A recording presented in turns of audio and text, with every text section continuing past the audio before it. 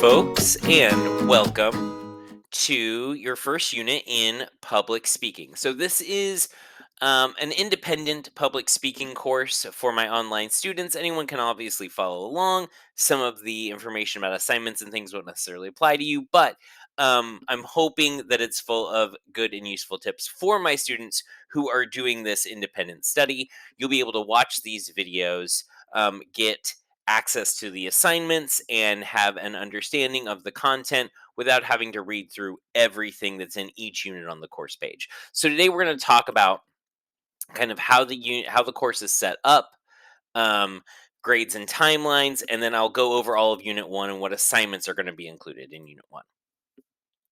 So, the course setup, this is an independent course. I will check in with you periodically. I will email you when new videos and assignments are up. I will remind you about due dates and things, but this is all done on your own. So make sure that you know that going in. Okay, you know that this is a commitment that you're taking um, on your own without a ton of help from me one on one, unless you ask for it and we schedule a time to meet up. Grades and timelines. So I will have office hours eventually for us. I'll figure out a time that works for me to have you all in. It'll be optional usually, but for me to check in and see all grades and timelines and the expected time that things might be due will be on the course page. However, in my classes, you have all semester to get assignments turned in. That means from now, which is January 10th, until some date in late May, you have all the time in the world to get things done. But things will eventually go in as zeros. You can fill in those zeros. You have as many chances as you need to do an assignment to get as high a grade as you want, but you have to do the assignments. That's the big kicker there. No one is standing over you to make sure that you do the assignment. It's all on you to get it done. Okay, so we're talking about Unit 1, the what and why of public speaking. And you are probably in this course because you need another English credit. But public speaking isn't just one of those things that is for public speakers, right? It's not just for people who are going to, like I do, talk to people all day. It involves thinking about your audience, thinking about who you're talking to, why you're talking, how you're talking, and more. It involves verbal cues, nonverbal cues. What does your body language say? What does your voice say? Does your voice sound friendly? Do you want it to sound friendly? Does it sound angry and upset? Do you want it to sound angry and upset? All of those things kind of go into the umbrella of public speaking. We'll talk about ways to manage anxiety. Some people get really nervous talking in public. One of the nice things about this course is that you will never talk in front of your peers. The course is initially set up that way. It's initially set up for you to um, send videos, and then your students watch them, your classmates watch them, and so on. I don't want to do that. That's a lot of anxiousness and anxiety producing situations that we don't need to be in. So all of your final speeches for each unit will be on Flipgrid. They will be only seen by me. And they will be just kind of like you're talking to me. Now, I'm your audience. Sometimes I will say right to a different kind of audience, but it'll just be me because you're going to record all of those speeches using Flipgrid. We'll talk about that in a little bit. All right. So, your Unit 1 speech, kind of what this entire unit is going to lead up to, is a speech of introduction on Flipgrid. The link is on the course page. You go to you click on the link. Um, I believe you can just log in with your Microsoft account, or not. I forget how the login credentials work there, but you're just going to include your personal info, your name, where you live, your interests, and so on. A description of any previous public speaking experience you have, and the thing you're looking forward to most and least in the course. That's it. Really easy first speech. I'm not expecting you to really be good at this or even okay. I'm really expecting this to be one of those things that the more you practice and think about it, and this isn't a course that I want to take a ton of your time. I want you to be able to get it done. A lot of you, this is the last English credit you need to graduate, so I want this to be a useful experience. I want us to get through as much of the content as we can and all of the standards, but I also don't want it to be a burden on you. So um, I don't want it to be a thing where you're spending hours and hours prepping a speech. I don't want that to be the case. And if you end up finding that that's the case, please let me know because that's not what I intend. And maybe there's a miscommunication along the way. So, what is public speaking? Public speaking occurs in many settings. This doesn't have to be in the massive public. Um, Public speaking occurs when you're talking to a group of people on video. Public speaking occurs when you're talking to your parents. Public speaking occurs when you're talking to classmates or up in front of a class. Um, w- Aristotle writes his kind of treatise on public speaking in 340 BC, and it's called Rhetoric. And this establishes on paper for the first time in writing the idea that there is thought and science and theory behind when are you the speaker, when are you the listener, what is the difference between those two roles, and how does the speaker best approach their subject in any given situation. We then, in the 1700s, get the First Amendment that protects the right to free speech. That is a loaded thing that gets thrown around all the time. But what it really means is that we are allowed to say, in certain cases, what we want um, without punishment from the government. It doesn't necessarily mean that we can't be ridiculed for what we say. It doesn't mean that we're always going to be considered right or fair or just. It just means that the government will not tell you to stop talking in a lot of cases if you are talking, especially about the government. Um, Audiences are everywhere, and all of those audiences matter. One of the jobs I had in college was as a tour guide, and um, I was giving tours of the dorm that I had lived in, Shreve Hall. Way to go, Shriever Beavers! At Purdue University. There we go. Um, but I would, these freshmen and their families were coming in. They were hot. They were tired. They had walked all over campus and sat through all sorts of things. So different accommodations and different considerations had to be made for each group we had. Sometimes you can tell they are tired. They are in a hurry. They just want to be done.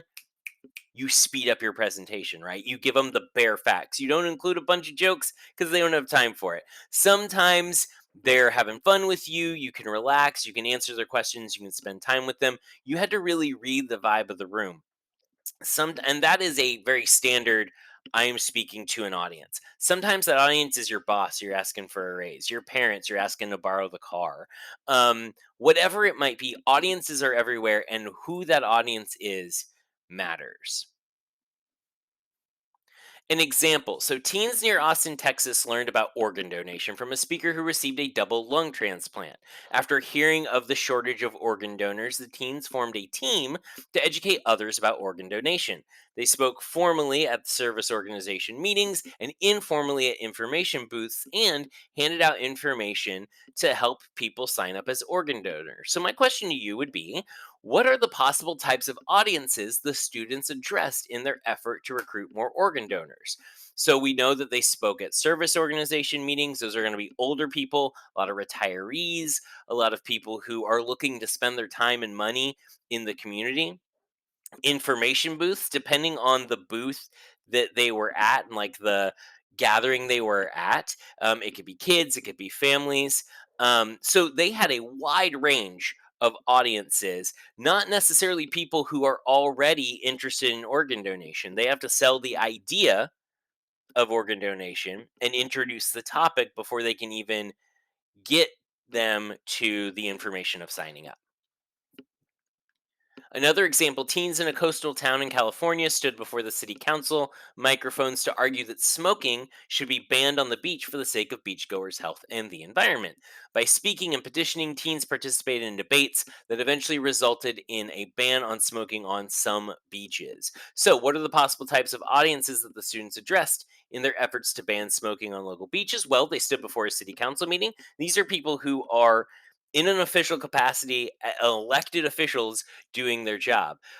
Depending on how widespread those debates were that they talked about later, possibly they could have been talking to the general public, people who were for them and against them, people who didn't know who they were and maybe didn't have an opinion going in. So again, a lot of different audiences. The deeper they went in this issue, the purposes of public speaking. You've been hearing since you were a fetus that the three reasons that someone writes something are to inform, persuade, or to entertain. This is a really easy way to teach students about author purpose when we are teaching things in like elementary school. We add in on public speaking, we add in sometimes you want to mark an occasion, an anniversary, a death, a birth, the anniversary of a death or a birth. Sometimes we call an anniversary of a birth, the birthday. But in any case, sometimes we want to honor something. With public speaking, the thing that I always try to tell students is none none of these are ever going to be super clear cut. Okay? A lot of times a an informative speech also is going to try to persuade the audience to do something. Sometimes an entertaining commercial is also trying to persuade the audience to buy a product, sign up for something. If you look at our past two examples, while these students may have been informative, while they may have been entertaining, depending on the context and the audience, they were also trying to get people on their side. So rarely in public speaking, especially in rhetoric, as we talk about it, rarely are things there. This is just an informative speech. You will write one of those later on. You'll do an informative speech later, and you won't be persuading me of anything necessarily unless I add that in at the end. But you'll know that going in. A lot of times in the real world, however, we mix these up.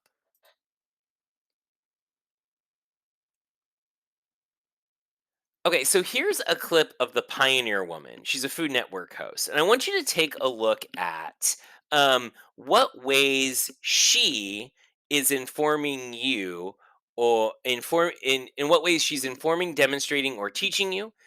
Does she persuade you to think or do something? Does she entertain or inspire you? Does she mark occasions that are special to you? What I'm actually going to do is put this link in the course page so you can watch it and think about it later. But if you watched any Food Network at all, TV chefs, their eyes are on you, just like mine are right now. My eyes are on the camera as much as possible. I'm looking at you. I'm not looking at necessarily the screen here where I can see all of my stuff. I'm not looking at myself down here where I can see myself on the camera. I'm connecting with you as much as possible. Is she persuading you to think or do something? She might be persuading you to make that dish. Is she entertaining or inspiring? Probably. And is she marking a lot of times in food television, they come up with a context for making a dish. Like these are I just saw Pioneer Woman this weekend. These are quick and easy weeknight meals. So as she's talking and cooking, she's going to elaborate on what makes this a quick weeknight meal. So again, I'll link to that on the course page so you can see Ulri doing her doing her Food Network. Bacon cheeseburger sliders salad. I love all the Just trying to move on. I just want to move on. Okay. So when is it important to be an effective speaker? An effective speaker. Thank you, mouth. Um, What are the social instances? What are the academic instances? Work and economics. Different speeches serve different purposes and can be a combination of the ones mentioned or something entirely different and new. Social situations. It can be important to be an effective speaker when you're talking to friends, trying to get them to do something, coordinating schedules. Academic. If you've ever had a teacher give you an unfair grade, you have to be a good speaker, an effective speaker, in order to get your point across to them. You have to make sure your tone is not too angry in some cases. Because as a teacher, if a student comes at me kind of a little bit sassy, and I know I'm maybe right, but I'm willing to listen. But if their attitude's there, my attention span dips a little bit. Work, like I said, if you've ever wanted a raise or wanted to apply for a job and need to convince the person of that thing, that's effective speaking. Economics, again, money.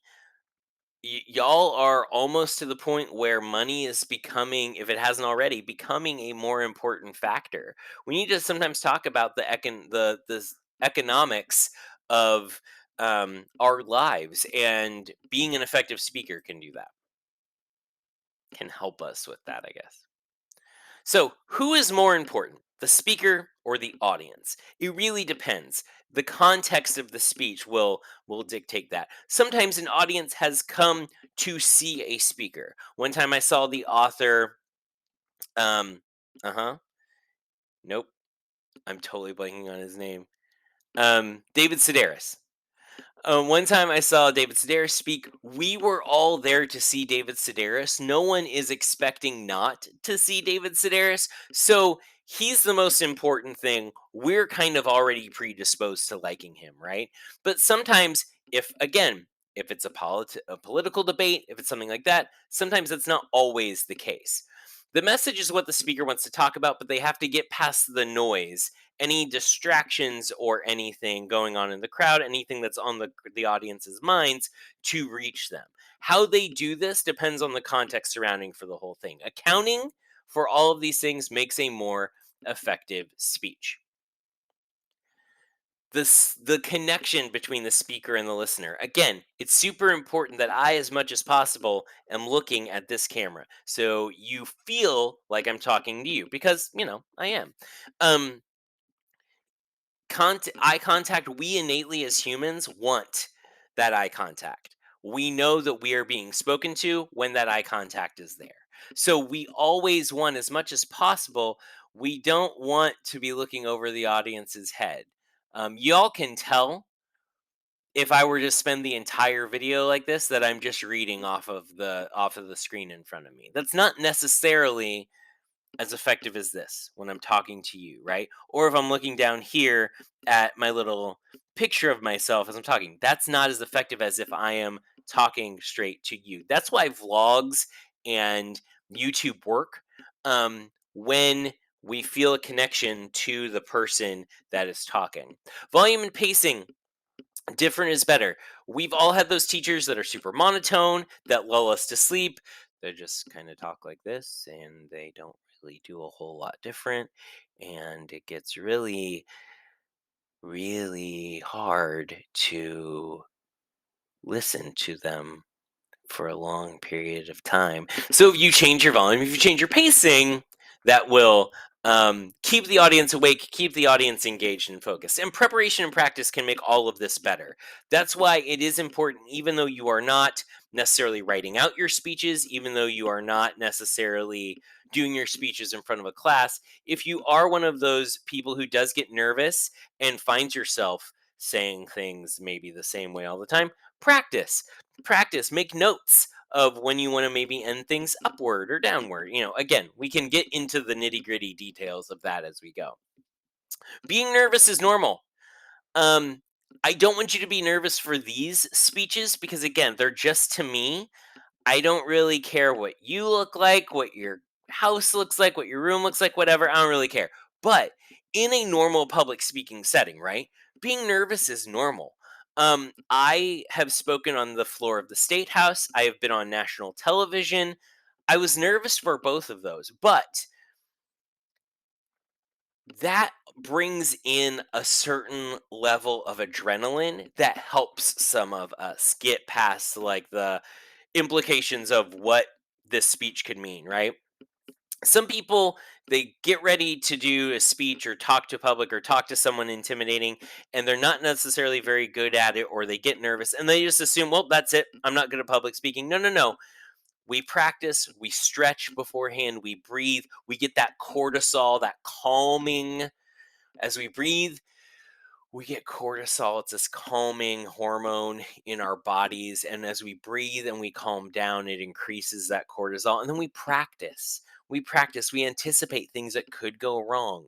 We practice in front of a mirror. We record our practicing. We practice with friends, whatever it might be.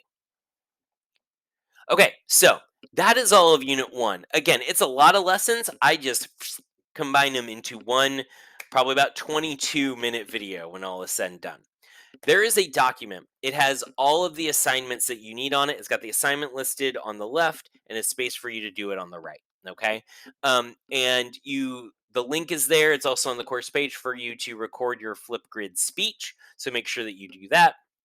Additionally, make sure you go in and do the 1.07 quiz. Multiple choice quizzes in my class. You have unlimited attempts. You can do them as many times as you need, but you need to go in and do them. This is the 10th. I will be putting this video up soon and assigning that stuff soon. I would probably say that this stuff will all be due the 17th or 18th. And get zeroed out the week after that. So, Unit 1, you've got about a week to do it. It's like 2 to 3 little assignments, a speech, and a quiz. It should not take you long. As always, if you have any questions, leave them in a comment down below or email me. Have a wonderful day. Thank you so much, and be on the lookout for the Unit 2 video coming up next.